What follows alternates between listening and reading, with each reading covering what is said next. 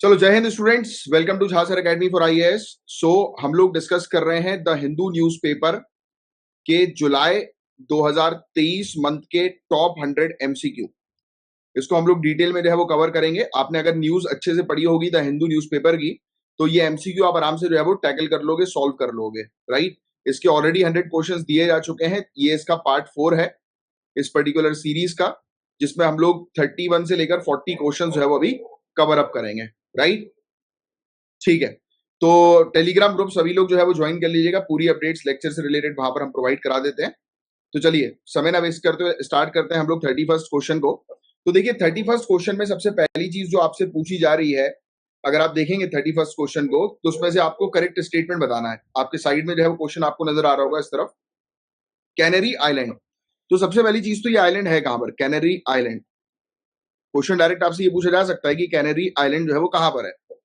तो अगर आप देखेंगे कैनरी आइलैंड को, तो ये आइलैंड आपको जो है वो अफ्रीका की तरफ, देखो आप थोड़ा सा अफ्रीका की तरफ जो है मैप में आप देखोगे तो मोरक्को के नजदीक आपको कैनरी आइलैंड जो है वो नजर आएगा, दिखाई देगा। मैं आपको मैप की तरफ भी जो है वो ले चलता हूं, मैं इसको जूम आउट करता हूं। कैनरी आइलैंड, क्योंकि क्या लोकेशन वगैरह बहुत ज्यादा इंपॉर्टेंट होती है। तो आप देखो, ये मैड्रिड आपको दिखाई दे रहा होगा, अरे ये मेरी लोकेशन पे ले गया। हाँ, ये हमारा इंडिया, ये अफ्रीका की तरफ, अफ्रीका कॉन्टिनेंट की तरफ हम लोग आते हैं। इसको थोड़ा सा जूम करेंगे, और जूम जैसे ही हमने इसको जो है वो किया, तो ऊपर यहाँ पर स्पेन आपको दिखाई दे रहा है, और यहाँ पर जो है वो आपको मोरक्को दिखाई दे रहा है, राइट। और मैं थोड़ा सा जूम करूंगा, और थोड़ा सा जूम करूंगा, तो इस एरिया पर है कैनरी आइलैंड। यहाँ पर दिखाई नहीं दे रहा, ये ग्रुप ऑफ आइलैंड जो आपको छोटे छोटे नजर आ रहे हैं ना, यहीं पर ही है। जो ये कैनरी आइलैंड जो है वो यहीं पर ही है, ग्रुप ऑफ आइलैंड्स पे ही है।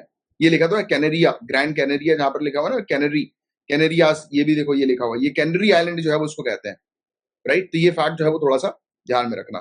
तो देखो, पहला स्टेटमेंट हम लोग को कैनरी आइलैंड से रिलेटेड जो है वो क्या देखने को मिल रहा है, क्या ये English autonomous community, autonomous community और आर्चीपेलागो, आर्चीपेलागो यानी कि ग्रुप ऑफ आइलैंड्स है अटलांटिक ओशियन में। क्या क्या अभी हमने जो मैप में देखा, तो क्या वो हम लोग को अटलांटिक ओशियन दिखाई दे रहा था? बताओ, क्या वो अटलांटिक ओशियन हम लोग को जो है वो दिखाई दे रहा था, राइट। हाँ, अटलांटिक ओशियन में कैनरी आइलैंड हम लोग को जो है वो देखने को मिल रहा है, राइट। और ये स्पेन का है, ना कि यूके का। तो कैनरी आइलैंड स्पेन का है, ना कि यूके का। ये स्पेनिश है, ठीक है। तो ये फैक्ट आप ध्यान में रखिएगा, ये स्पेनिश है, ना कि यूके का। तो पहला स्टेटमेंट हो गया अपना गलत। क्या है ये? स्पेनिश हम लोग को आइलैंड जो है वो देखने को मिल रहा है, यूके का नहीं है। ये पॉइंट आप ध्यान में रखिएगा, ठीक है।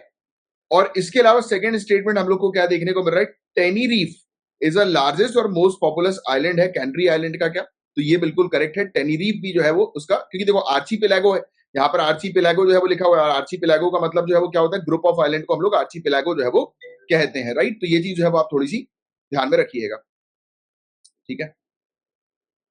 चलिए, आगे की जो है वो चर्चा करते हैं। 31st क्वेश्चन कंप्लीट हो गया, अब 32nd क्वेश्चन की तरफ हम लोग जो है वो आगे बढ़ रहे हैं। हाँ, अब 32nd क्वेश्चन जो है वो आपके सामने है। रंपा टेम्पल से रिलेटेड ये क्वेश्चन हम लोग को जो है वो देखने को मिल रहा है। 32nd रंपा टेम्पल, RAMAPP है, रमप्पा बोल सकते हो, रमप्पा टेम्पल, ठीक है। ये मेन शिव मंदिर हम लोग को देखने को मिल रहा है, शिव जी का टेम्पल है ये। तो शिव जी, आप शिव जी लिख सकते हैं अपने नोट्स में, शिव जी का मंदिर है। लार्जर वॉल टेम्पल, बड़ी बड़ी दीवारें हैं इस टेम्पल की, जिसमें काफी सारे छोटे छोटे मंदिर हम लोग को देखने को मिलते हैं, राइट। और highest level of creativity, artistic, engineering talents का ये एक आपको एग्जांपल, बिगेस्ट एग्जांपल जो है वो देखने को मिलता है, राइट। काकातीया पीरियड का ये आर्ट फॉर्म है। तो काकातीया पीरियड आप लिख सकते हो, काकातीया पीरियड। और काकातीया पीरियड जो है वो किस समय का है, 1123 से लेकर 1323, 1123 से 1323 का ये पीरियड हम लोग को जो है वो काकातीया का देखने को मिलता है। सैंडस्टोन से जो है ये बना हुआ है, बलुआ पत्थर से सैंडस्टोन का ये मंदिर हम लोग को देखने को मिलता है, राइट। ग्रेनाइट और डॉलराइट से जो है वो तैयार किया गया है, बना हुआ है। विमान जो होता है वो, विमान आपको पता है ना, टेम्पल के स्ट्रक्चर्स आपको पता होना चाहिए। विमान जो गर्भगृह होता है उसके ऊपर वाले एरिया को विमान हम लोग जो है वो बोलते हैं। तो ये लाइट वेट पोरस ईट का जो है वो बना हुआ है, राइट। फ्लोटिंग ब्रिक्स के नाम से इसको जाना जाता है।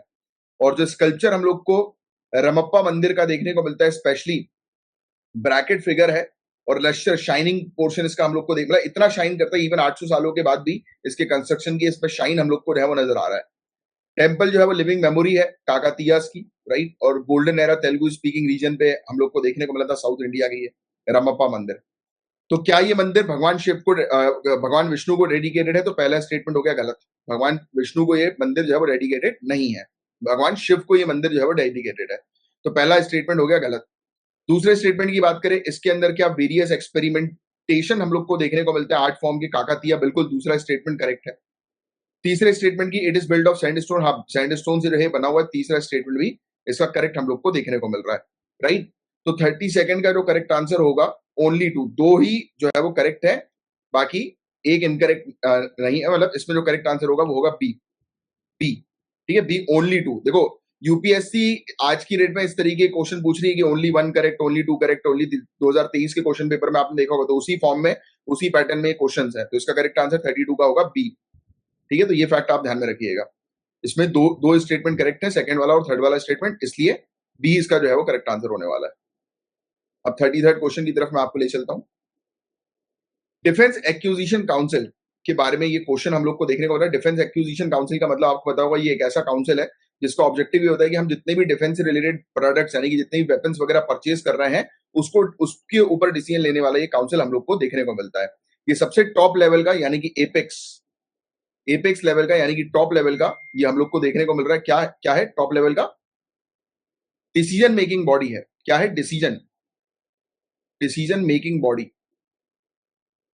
किस चीज की? डिफेंस के इक्विपमेंट्स की, डिफेंस वेपन्स हो गया या मिलिट्री इक्विपमेंट की, मिलिट्री इक्विपमेंट यानी कि जो भी हम लोग को वेपन वगैरह परचेज करना है तो उसके लिए सबसे टॉप लेवल की जो बॉडी है वो है डिफेंस एक्विजिशन काउंसिल। क्या है? Defence acquisition council. और ये किस मिनिस्ट्री के अंडर आती है? तो मिनिस्ट्री ऑफ डिफेंस के अंडर जो है ये आती है। ये पूरा पूरा लिखना, आप मेरी तरह शॉर्ट फॉर्म मत लिखना, मेरा पेन जो है वो सही तरीके से भी चल नहीं रहा है, इसलिए आप पूरा फुल फॉर्म, आप लोग पूरा फुल फॉर्म लिखेंगे, ठीक है। और डिफेंस मिनिस्टर जो है उसके डिफेंस एक्विजिशन काउंसिल के चेयरमैन हम लोग को देखने को मिलते हैं। इसके चेयरमैन कौन है? डिफेंस मिनिस्टर हमारे, ठीक है। अब देखो पहला स्टेटमेंट क्या बोल रहा है, ये एक एपेक्स यानी कि टॉप लेवल की डिसीजन मेकिंग बॉडी है मिलिट्री इक्विपमेंट्स परचेज करने की, तो पहला स्टेटमेंट हो गया करेक्ट। दूसरे स्टेटमेंट की बात करें, क्या ये मिनिस्ट्री ऑफ डिफेंस के अंदर आता है? तो दूसरा स्टेटमेंट भी करेक्ट हो गया। क्या इसके चीफ ऑफ डिफेंस स्टाफ इसके हेड होते हैं? तो तीसरा स्टेटमेंट इनकरेक्ट हो गया, क्योंकि इसके हेड जो चेयरमैन जो होते हैं वो डिफेंस मिनिस्टर होते हैं। इसने खरीदा है Rafale marine fighter jets France से, तो फ्रांस का तो राफेल है, तो हो सकता है फोर्थ बिल्कुल करेक्ट हम लोग को देखने को मिला। तो 3 जो है वो करेक्ट है, तो इसलिए 33rd का करेक्ट स्टेटमेंट करेक्ट आंसर होगा 3, ओनली 3 यानी कि सी, ओनली 3। 3 जो है वो करेक्ट है, 1 2 और 3, राइट। फर्स्ट सेकंड और फोर्थ स्टेटमेंट इसका करेक्ट है, तो 33rd का जो करेक्ट आंसर होगा वो होगा सी। बिल्कुल सही रविंद्र। अब 34th क्वेश्चन की तरफ हम लोग आगे बढ़ रहे हैं। जीएसटी काउंसिल से रिलेटेड ये क्वेश्चन हम लोग को 34th का देखने को मिल रहा है। जीएसटी के बारे में हम बात करें थोड़ी सी, गुड्स एंड सर्विसेज टैक्स, इसके बारे में आपको अच्छे से पता होना चाहिए। इसकी 50वीं मीटिंग के अंदर हम लोग को देखने को मिला कि 28% ऑनलाइन गेमिंग पर GST, online gaming, casino, horse racing पर, अभी ये न्यूज में था कि 28% जीएसटी किस पे लगेगा, ये आएगा, पता है ये वाला क्वेश्चन आएगा। ऑनलाइन गेम्स पर, कसिनो पर, हॉर्स रेसिंग पर, इस पर 28% अब जीएसटी जो है वो लगाया जाएगा। ये डिसीजन अभी लिया गया इसकी 50वीं मीटिंग के दौरान। गवर्नमेंट जो है वो अमेंडमेंट लेकर आएगी जीएसटी से रिलेटेड कानून में, और ऑनलाइन गेम और हॉर्स रेसिंग को शेड्यूल 3 के अंदर जो है वो इंक्लूड करेगी। तो जीएसटी में अमेंडमेंट लेकर आया जाएगा, उस पर संशोधन जो है वो किया जाएगा, और जीएसटी के अंदर शेड्यूल 3 के अंदर जो है वो ऑनलाइन गेम्स वगैरह हॉर्स राइडिंग को जो है वो इंक्लूड किया जाएगा as a taxable actionable claims, ठीक है। और जीएसटी के कॉन्टेक्स्ट में एक्शनेबल क्लेम जो है उसको डिफाइन किया गया है गुड्स के तौर पर, यानी कि जो भी एक्शनेबल क्लेम्स यानी कि जो आप कोई भी गेम जीतते हो और उसका जो आप क्लेम करते हो तो वो भी टैक्स के दायरे में आएगा। GST central goods and services tax act 2017 के अंदर आएगा, राइट। तो ये फैक्ट आप ध्यान में रखिएगा, यानी कि आप किसी भी तरीके से कोई भी गेम आप कर रहे हो, यानी कोई भी आप फायदा आपको मिल रहा है किसी भी तरीके से लॉटरी का या किसी भी चीज का बेटिंग का, तो वो एक्शनेबल क्लेम के तौर पर आता है। तो क्वेश्चन ये लिख लो आप, actionable, ACTIONABLE, actionable claim. Actionable claim होते हैं लॉटरी हो गई, राइट, ऑनलाइन गेम्स हो गए, राइट, गैम्बलिंग हो गई, लॉटरी हो गई, गैम्बलिंग हो गई, और लिख लो बेटिंग, सट्टा वगैरह लगाना होता है ना, ये एक्शनेबल क्लेम इसको जो है वो कहा जाता है। अब 28% जीएसटी जो है वो उस पर लगाया जाएगा, ये चीज हम लोग को देखने को मिल रही है। तो 34th में हम देख लें, पहले स्टेटमेंट हमारा जो है वो क्या कह रहा है 34th का। जीएसटी काउंसिल ने डिसाइड किया है कि एक 18%, गलत, 28% की बात हुई, 18% की बात नहीं हुई ऑनलाइन गेमिंग के लिए। लॉटरी, बैटिंग, गैम्बलिंग जो है उनको क्लासिफाई किया गया एक्शनेबल क्लेम के तौर पर, बिल्कुल सही, दूसरा स्टेटमेंट, राइट। और तो इसमें हम लोग को सी नहीं, सॉरी, मैं आपको बताता हूं कि इसका जो है वो करेक्ट आंसर जो है वो क्या होगा। पहला वाला गलत है, दूसरा वाला करेक्ट है, बी। इसका बी जो होगा वो करेक्ट आंसर हम लोग को 34th का जो है वो देखने को मिलेगा। क्या है? बी। 34th का करेक्ट आंसर है बी, बिल्कुल सही रविंद्र, आपने सही जवाब जो है वो दिया है, 34th का बी। 35th क्वेश्चन की तरफ हम लोग जो है अब आगे बढ़ रहे हैं। 35th क्वेश्चन आपके सामने आ गया है, एंथ्रोपोसीन एपोक। तो ये टॉपिक मैं पहले भी आप लोग को पढ़ा चुका हूं, लिख लो ANTHRO, anthro, POCENE, anthropocene epoch, anthropocene epoch. ठीक है, ये एक टर्म है, पहली बार नोबेल प्राइज विनिंग केमिस्ट, ये टर्म हम लोग को देखने को मिल रहा है, पहली बार ये टर्म जो है वो कौन लेकर आया? एक Nobel prize winner chemist Paul Crutzen, chemist है ये, PAUL, पॉल, CRUTZEN, क्रुट्जेन, ये व्यक्ति है, नोबेल प्राइज विनर है। ये बेसिकली इस टर्म को ये लेकर आए, एंथ्रोपोसीन एपोक, ठीक है। और बायोलॉजी के professor Eugene Stoermer, EUGENE, Eugene STOERMER, Stoermer, ये बेसिकली एक बायोलॉजिस्ट है और ये केमिस्ट है। तो एक बायोलॉजिस्ट और केमिस्ट जो है उन्होंने मिलकर सन 2000 में जो है ये टर्म लेकर आया, एंथ्रोपोसीन एपोक, ठीक है। और आज की डेट में जो जियोलॉजिकल टाइम इंटरवल है, मतलब जो हमारी हमारी धरती में, जो जैसे कि आपको पता है कि जिस प्रकार से धरती गर्म हुई और लाइफ इवॉल्व हुई, तो उस पर्टिकुलर पीरियड को जो है वो बोलते हैं। बट एक्चुअल में इंडस्ट्रियल रेवोल्यूशन जब से शुरू हुआ है, जब से ह्यूमन ने बेसिकली, क्योंकि ह्यूमन ने इंडस्ट्रियल रेवोल्यूशन के बाद से ही क्या करना शुरू कर दिया, क्या करना शुरू किया, इस एनवायरमेंट को पल्यूट करना शुरू किया। तो ये बेसिकली एंथ्रोपोसीन एपोक जो है वो रिलेटेड है इंडस्ट्रियल रेवोल्यूशन के बाद का पीरियड, जिस पीरियड में हम लोगों ने धरती को वार्म करना शुरू किया, इस चीज को बोलते हैं एंथ्रोपोसीन एपोक।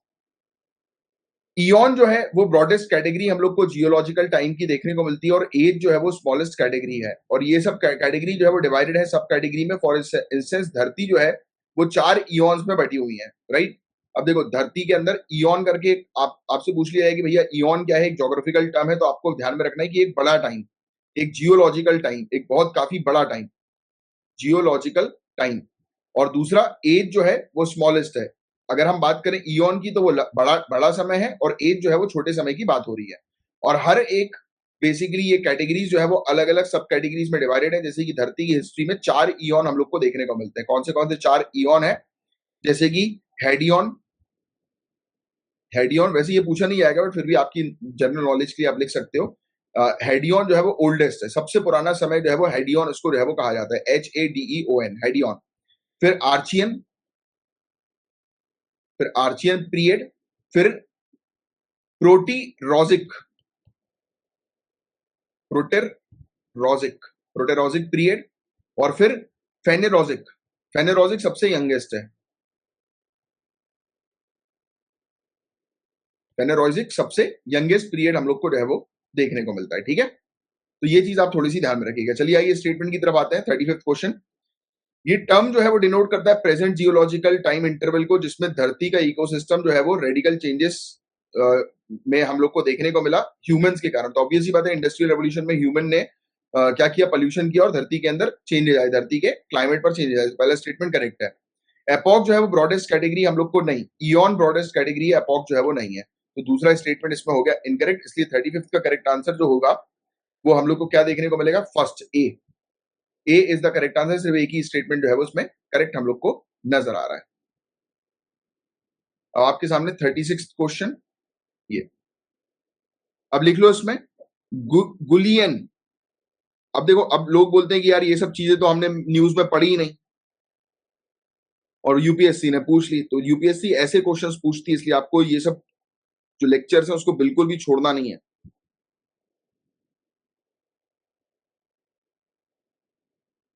ठीक है। गुलियन बेयर सिंड्रोम। अब आपसे क्वेश्चन ये पूछा जा सकता है कि भाई ये अभी रिसेंटली न्यूज में था, क्या है ये बताइए। तो ये एक रेयर न्यूरोलॉजिकल डिसऑर्डर है। तो पहली चीज तो हम लोग को समझ में आ गई, क्या है ये, रेयर न्यूरोलॉजिकल,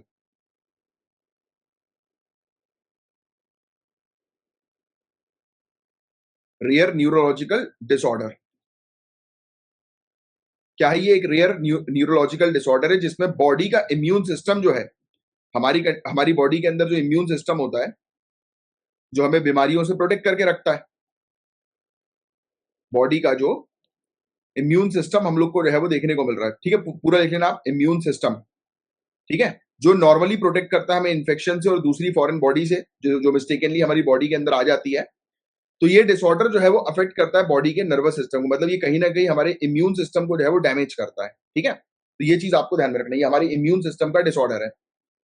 इसमें हम लोग को चीजें क्या देखने को मिलती है कि एक इंसान की मसल वीक हो जाती है, मसल वीकनेस आप लिख सकते हो उसमें, मसल वीकनेस, मसल वीकनेस लिख दो।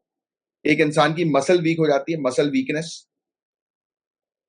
एक व्यक्ति जो है उसको ब्रीदिंग, सांस लेने में परेशानी होने लगती है, ब्रीदिंग डिफिकल्टीज होने लगती है, और कई केसेस में एक इंसान जो है वो पैरालाइज हो जाता है, पैरालिसिस की प्रॉब्लम से जो है वो जूझता है। ठीक है, तो ये चीज हम लोग को यहाँ पर देखने को मिलती है। और हम लोग को और भी काफी सारी चीजें, बोलने में प्रॉब्लम होती है, एक व्यक्ति के चलने में प्रॉब्लम होती है, किसी भी चीज को गटकने में प्रॉब्लम होती है, बॉडी से एक्सक्रीशन में प्रॉब्लम होती है, बाहर निकालने में, यानी कि सूसू पॉटी में जो है वो उसको प्रॉब्लम होती है। राइट, पहला सिम्टम के अंदर हम लोग को टिंगलिंग सेंसेशन बॉडी के अंदर देखने को मिलता है, यानी कि बॉडी के अंदर थोड़ा सा मतलब झुंझुनी टाइप की जो है वो चलने लगती है, पैरों में वीकनेस आने लगती है, फिर धीरे धीरे करके पैर से अपर बॉडी की तरफ चले जाता है, फिर फेशियल मूवमेंट में दिक्कत आती है, मुंह जो है वो आड़ा तिरछा जो है वो हो जाता है। जैसे आपने देखा होगा काफी सारे केस में जिन जिन इंसान को पैरालिसिस होता है उनका मुंह जो है वो आड़ा टेढ़ा हो जाता है ना। तो वही वाली चीज, तो ये बेसिकली न्यूरोलॉजिकल जो हमारा हमारा जो सिस्टम है, या कह सकते हो इम्यून सिस्टम है, उसको डिसऑर्डर करने वाला, उसको खराब करने वाला ये सिंड्रोम है, गुलियन बेयर सिंड्रोम। तो आइए 36 क्वेश्चन का पहला स्टेटमेंट हमें क्या देखने को मिल रहा है कि ये डिसऑर्डर है जो अफेक्ट करता है बॉडी के रेस्पिरेटरी सिस्टम को। गलत बात, पहला स्टेटमेंट जो है वो गलत हो गया। दूसरा स्टेटमेंट, इसमें पैरालिसिस हो सकता है, बिल्कुल सही, दूसरा सही है। ये सिम्टम के अंदर वीकनेस आ जाती है पैर में और फिर वो अपर बॉडी में चली जाती है और फेशियल मूवमेंट भी डिफिकल्ट हो जाते हैं, तो तीसरा भी सही है। तो सेकंड और थर्ड सही है, मतलब दो स्टेटमेंट सही है। तो बी इसका जो होगा वो करेक्ट आंसर होगा। ठीक है, बी 36 का बी होगा, दो स्टेटमेंट जो है उसमें करेक्ट हम लोग को नजर आ रहा है। अब 37 क्वेश्चन चंद्रयान 3 से रिलेटेड, मैंने आपको बोल के रखा हुआ है कि चंद्रयान 3 पढ़ के रखो। कितना, 23 अगस्त को हम लोग को देखने को मिल रहा है चंद्रयान 3 जो है वो लूनार में सॉफ्ट लैंडिंग जो है वो करवाएगा, देखते हैं आप। तो चंद्रयान 3 के तहत इसरो जो है वो साउथ पोल को, आपको पता है कि साउथ पोल, इसको लिखने की जरूरत नहीं, कई बार करवा चुका हूं, जो मून है हमारा उसके साउथ वाले एरिया पर रिसर्च करने के लिए जो है वो ये मिशन भेजा गया है। राइट, दो पेलोड इसमें हम लोग को जो है वो देखने को मिल रहे हैं। राइट, और रोवर में जिसको डिजाइन किया गया केमिकल और मिनरल कंपोजिशन मून के सरफेस का, उसको स्टडी करने के लिए और निर्धारित करने के लिए कि जैसे मैग्नीशियम, एल्यूमिनियम, आयरन वहां की मिट्टी में, वहां के पत्थर में है कि नहीं। चंद्रयान 3 में एक लैंडर हम लोग को देखने को मिल रहा है, मतलब चंद्रयान 3 जब उतरेगा तो मून पर एक लैंडर उतरेगा और लैंडर के अंदर से एक रोवर यानी कि पहिए वाला एक ऑब्जेक्ट जो है वो निकलेगा जो घूम घूम कर स्टडी करेगा। तो चंद्रयान 3 लैंडर जो है उसमें सोलार पैनल लगे हुए हैं चारों साइड, तो इसमें सोलार पैनल लगे हुए जो लैंडर में, इसमें नहीं, लैंडर लैंडर में चारों साइड सोलार पैनल लगे हुए जो उसको इलेक्ट्रिसिटी प्रोवाइड कराएंगे, एनर्जी प्रोवाइड कराएंगे। राइट, और चंद्रयान 2 में 2 लगे हुए थे, इसमें 4 लगे हुए, ये डिफरेंस है। चंद्रयान 2 के अंदर लिख लो, चंद्रयान 2 के अंदर दो साइड में ही इसके सोलार पैनल लगे थे, अब इसमें चंद्रयान 3 के अंदर लैंडर में चारों साइड में जो है वो सोलार पैनल लगे हुए हैं। राइट, ये इंश्योर करने के लिए कि लैंडर जो है वो सोलार पावर उसको हर जगह से मिले। राइट, अगर वो रॉन्ग डायरेक्शन में भी लैंड कर जाएगा तो भी उसके पास इतनी एनर्जी रहे कि वो ऑपरेट कर सके। राइट, तो ये चीज आप थोड़ी सी जो है वो ध्यान में रखिएगा। और इसके अलावा इसमें एक इंस्ट्रूमेंट है जिसको बोला जा रहा है लेजर डॉपलर वेलोसीमीटर, लिख लो ये लेजर, इसमें एक इंस्ट्रूमेंट है जिसका नाम है laser Doppler, DOPPLER velocimeter, VELO लिखा भी हुआ है आपके थर्ड वाले स्टेटमेंट को आप देखोगे तो आपको वेलोसीमीटर लिखा हुआ है, तो ये भी आप लिख लो अपने नोट्स में कि इसमें एक लेजर डॉपलर वेलोसीमीटर है जो कि लेजर बीम जो है वो छोड़ेगा लूनार के सरफेस में, बेसिकली स्पीड, लैंडर की स्पीड को कैलकुलेट करने के लिए। आप देखो, आपको ऑलरेडी पता है लेजर बीम के थ्रू हम लोग स्पीड जो है वो कैलकुलेट करते हैं कि कितनी देर में जो है वो लैंडर लैंड करेगा, तो उस पर्पस के लिए जो है वो उसको रखा गया है, इस इंस्ट्रूमेंट को डाला गया। अब देखिए, आते हैं हम लोग क्वेश्चन की तरफ। 37 क्वेश्चन, पहला स्टेटमेंट क्या कह रहा है, चंद्रयान 3 में इसरो जो है वो चाहता है मून के साउथ पोल को एक्सप्लोर करना, तो पहला स्टेटमेंट बिल्कुल करेक्ट है। चंद्रयान 3 में लैंडर जो सोलर पैनल का है वो 2 साइड का है, बिल्कुल दूसरा स्टेटमेंट गलत है, जो दोनों 4 साइड में है। और थर्ड वाला जो है एक इंस्ट्रूमेंट है जिसका नाम है लेजर डॉपलर वेलोसिमीटर, जो कि लेजर बीम छोड़ेगा लूनार के सरफेस में लैंडर की स्पीड को कैलकुलेट करने में। तो थर्ड स्टेटमेंट बिल्कुल करेक्ट है। तो इसमें 2 करेक्ट है, इसलिए इसका 37 का करेक्ट आंसर होगा बी, क्योंकि 2 स्टेटमेंट इसमें करेक्ट हम लोग को देखने को मिल रहा है। अब आपके सामने है 38 क्वेश्चन, ठीक है। जीडीपी से रिलेटेड क्वेश्चन हम लोग को देखने को मिल रहा है, gross domestic product, right, GDP. तो real GDP is nothing but total market value of all goods and services produce in India in a financial year. तो देखो, नॉमिनल जी, आपको डेफिनेशन इसमें पता होनी चाहिए, नॉमिनल जीडीपी क्या होती है, रियल जीडीपी क्या होती है, बिल्कुल फैक्चुअल इंफॉर्मेशन है कि नॉमिनल जीडीपी क्या है कि टोटल मार्केट वैल्यू सभी गुड्स एंड सर्विसेज की एक इंडिया के अंदर फाइनेंशियल ईयर में, तो उसको नॉमिनल बोलते हैं। इसमें उल्टा लिखा हुआ है, रियल जीडीपी ये नहीं है, नॉमिनल जीडीपी है। ये पहला स्टेटमेंट नॉमिनल जीडीपी की जो है बात कर रहा है, और दूसरा स्टेटमेंट रियल जीडीपी की जो है बात कर रहा है, ठीक है। रियल जीडीपी पे मैं हम लोग को देखने को मिलता है कि nominal GDP minus inflation, right. तो रियल जीडीपी का मतलब नॉमिनल जीडीपी माइनस इन्फ्लेशन, और नॉमिनल जीडीपी का मतलब पूरे इंडिया के अंदर जितने भी एक फाइनेंशियल ईयर में गुड्स एंड सर्विसेज प्रोड्यूस हुए उसको नॉमिनल जीडीपी कहते हैं। तो ये बेसिकली एक टर्मिनोलॉजी है जो पूछी गई, तो दोनों ही स्टेटमेंट इसमें इनकरेक्ट है, गलत है, इसलिए करेक्ट आंसर जो होगा वो होगा डी, 38 का। अब 39 क्वेश्चन, ये टॉपिक भी मैं आपको पहले जो है पढ़ा चुका हूँ, 39 क्वेश्चन वाला। करंट अफेयर्स में हमने इस टॉपिक को जो है ऑलरेडी पढ़ा हुआ है। TREDS, TREDS ये क्या है? ये एक इलेक्ट्रॉनिक प्लेटफॉर्म हम लोग को देखने को मिलता है, किस पर्पस के लिए? MSME जो है वो इस प्लेटफॉर्म के जरिए जो है वो कर सकें, ट्रेड जो है वो कर सकें, राइट। तो ये चीज हम लोग को देखने को मिल रही है। रिसीवेबल्स जो है be due from corporates and other buyers including government departments and public sector undertaking, मतलब ये मान के चलो कि एक प्रकार का सर्टिफिकेट है MSME के ट्रेड के पर्पस के लिए। तो इलेक्ट्रॉनिक प्लेटफॉर्म हम लोग को देखने को मिलता है जहां पर ट्रेड रिसीवेबल्स जो भी MSME का हम लोग को देखने को मिलता है उसमें इनको डिस्काउंटिंग जो है वो मिल सकती है। तो कुछ नहीं है, बहुत सिंपल सा टॉपिक, मतलब ये है। इसका करेक्ट आंसर जो होगा वो ए होगा। एक ही स्टेटमेंट इसमें करेक्ट है। कैसे एक स्टेटमेंट करेक्ट है मैं आपको बताता हूँ, और कौन सा स्टेटमेंट करेक्ट है। पहले देखो, TREDS ये बहुत इंपॉर्टेंट है, पहले तो लिख लो इसमें आपकी, ये क्या है? एक इलेक्ट्रॉनिक प्लेटफॉर्म। पहला पॉइंट आप लिखोगे ये है एक इलेक्ट्रॉनिक प्लेटफॉर्म। क्या है? Electronic platform. किस पर्पस के लिए? किसके लिए? किसके लिए ये इंपॉर्टेंट है? MSME के लिए, micro small and medium enterprises के लिए एक इलेक्ट्रॉनिक प्लेटफॉर्म है, राइट, ठीक है। ये सर्टिफिकेट जारी करता है कि MSME का कितना पैसा जो है वो मतलब बकाया है दूसरे एक्सपोर्टर के पास, राइट। तो ये चीज इसमें हम लोग को जो है वो देखने को मिलती है। अभी बहुत ज्यादा अभी देखो बीच में न्यूज आई थी ना कि काफी ज्यादा जो है वो दिक्कत हो रही है एक्सपोर्टर्स को, राइट, सर्टिफिकेट जो है वो जारी करने में, राइट, या इंपोर्टर को सर्टिफिकेट मांगने में। तो वो यही है, ये बेसिकली इलेक्ट्रॉनिक प्लेटफॉर्म है जो बेसिकली प्रोवाइड कराता है। एक रिसीवेबल एक प्रकार का होता है ये, ठीक है। अब सेलर जो है, तो सेलर के केस में सिर्फ MSME जो है पार्टिसिपेट कर सकती है सेलर के तौर पर। ओनली MSME, सिर्फ MSME के लिए ही है ये प्लेटफॉर्म, ठीक है। और कॉर्पोरेट्स, गवर्नमेंट डिपार्टमेंट, PSU और कोई भी पर्टिकुलर कंपनी पार्टिसिपेट कर सकती है एज अ बायर के तौर पर, ठीक है। MSME सेलर के तौर पर पार्टिसिपेट करेगी, बेचने वाली होगी सिर्फ MSME, और खरीदने वाले कोई भी हो सकते हैं, कोई भी कंपनी हो सकती है। बैंक, NBFC और दूसरे फाइनेंशियल इंस्टीट्यूशन जिनको परमिशन दी है RBI ने, तो वो इसमें फाइनेंस में पार्टिसिपेट कर सकते हैं। अब देखो, पहले स्टेटमेंट की हम बात करें तो क्या ये एक इलेक्ट्रॉनिक प्लेटफॉर्म है? हाँ भैया, ये एक इलेक्ट्रॉनिक प्लेटफॉर्म है। किस पर्पस के लिए? फाइनेंसिंग और डिस्काउंटिंग के लिए, जो भी MSME को मिलता है फाइनेंसर के द्वारा। तो MSME क्या है? सेलर है, और उसके पास पैसा आता है। तो बिल्कुल सही, पहला स्टेटमेंट इसमें हम लोग को सही देखने को मिला। दूसरे स्टेटमेंट की बात करें तो MSME क्या सेलर और बायर दोनों के तौर पर पार्टिसिपेट कर सकती है? तो नहीं, MSME सिर्फ सेलर के तौर पर पार्टिसिपेट कर सकती है।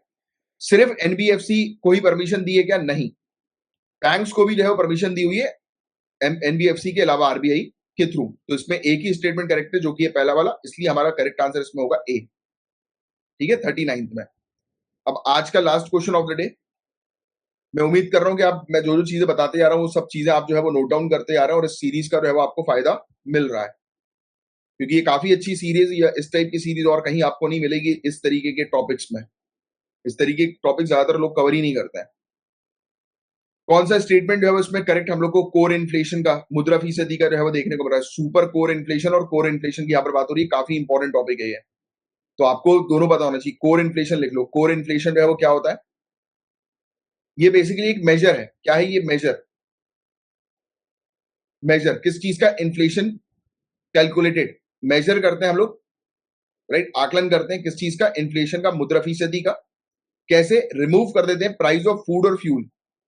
इन्फ्लेशन में फूड और फ्यूल यानी कि मुद्रा फीसदी में हम लोग क्या करते हैं? कोर इन्फ्लेशन के अंदर खाने के और फ्यूल के प्राइस जो है वो हटा देते हैं, क्योंकि प्राइस जो फूड और फ्यूल के जो है वो फ्लक्चुएट करते हैं, इसलिए हटाते हैं। तो ये है कोर इन्फ्लेशन। और सुपर कोल इन्फ्लेशन में हम लोग रिमूव कर देते हैं, सुपर कोल इन्फ्लेशन के अंदर हम लोग रिमूव कर देते हैं गोल्ड और सिल्वर के प्राइजेस को कोर इन्फ्लेशन से। गोल्ड और सिल्वर के प्राइसेस को कोर इन्फ्लेशन से, मतलब अब इसमें गोल्ड, सिल्वर, फूड, फ्यूल सबको प्राइस को हटाकर यह आ जाता है सुपर कोर इन्फ्लेशन। ठीक है, तो ये चीज आप थोड़ी सी ध्यान में रखिएगा। तो इसमें जो करेक्ट आंसर हम लोग को देखने को मिलेगा कि कोर इन्फ्लेशन क्या है, कि इसमें ऐड नहीं किया जाता, माइनस किया जाता, तो पहला स्टेटमेंट इनकरेक्ट हो गया। दूसरे स्टेटमेंट में लिखा हुआ है कि इसमें गोल्ड और सिल्वर को हटाया जाता है कोर इन्फ्लेशन से, तो दूसरा स्टेटमेंट करेक्ट है। तो इसका जो करेक्ट आंसर होगा वो बी होगा, 2 ओनली, राइट? दूसरा स्टेटमेंट सिर्फ करेक्ट हम लोग को जो है वो देखने को मिल रहा है, 40 का बी, 2 ओनली। ठीक है, बात समझ में आई? चलिए, तो बस इतना ही था गाइस आज के लिए। अब मैं साइन ऑफ करता हूं। मैं उम्मीद करता हूं मैं जो भी चीज अभी आपकी कवर अप करा रहा हूं तरीके से, और आज के दिन हम लोगों ने कल थोड़ा सा डिस्टर्बेंस हो गया था, इसलिए क्लास जो है वो हो नहीं पाई। तो आज के दिन में हमने पूरे टास्क अपने कंप्लीट किए। मतलब हिंदू का लेक्चर आपका हुआ। अच्छा, एक जीएस का लेक्चर नहीं हुआ था, जो मैं आपको कल कंपनसेट करूंगा। कल जो है वो होगा आपका जीएस का लेक्चर। कल की क्लास सिर्फ जीएस की होगी, बाकी दूसरी क्लास हो रही है नहीं हो रही वो डिपेंड करेगा मेरे यहाँ पर रहने पे, कि मैं यहाँ पर हूँ भी कि नहीं सिटी में। क्योंकि एक दिन में थोड़ा सिटी से बाहर जो है वो जाना पड़ता है 3-4 कॉन्फ्रेंसेस के लिए। अब शायद कल जाना पड़े, अब वो कल सुबह ही पता लगेगा। बाकी आपकी सुबह 8 बजे से लेकर 10 बजे तक जनरल स्टडीज की, एनवायरमेंट की क्लासेस हैं, प्लस पॉलिटी की क्लासेस यूट्यूब पर अपलोड हो चुकी है, सभी लोग देख लीजिएगा पॉलिटी की क्लासेस। और उसमें कंप्लीट पॉलिटी के 94 टॉपिक्स कवर किए हुए हैं, प्लस एनवायरमेंट की क्लासेस भी आपकी चल रही है। आज अच्छा, आज हमने एक एनवायरमेंट की क्लास भी जो है वो कवर अप करी थी। ठीक है, चलो अब मिलेंगे हम लोग कल की क्लास में। तब तक के लिए बाय बाय, टेक केयर। और जिन स्टूडेंट्स ने टेलीग्राम चैनल को ज्वाइन नहीं किया वो टेलीग्राम चैनल को जरूर ज्वाइन कर लीजिएगा। जय हिंद।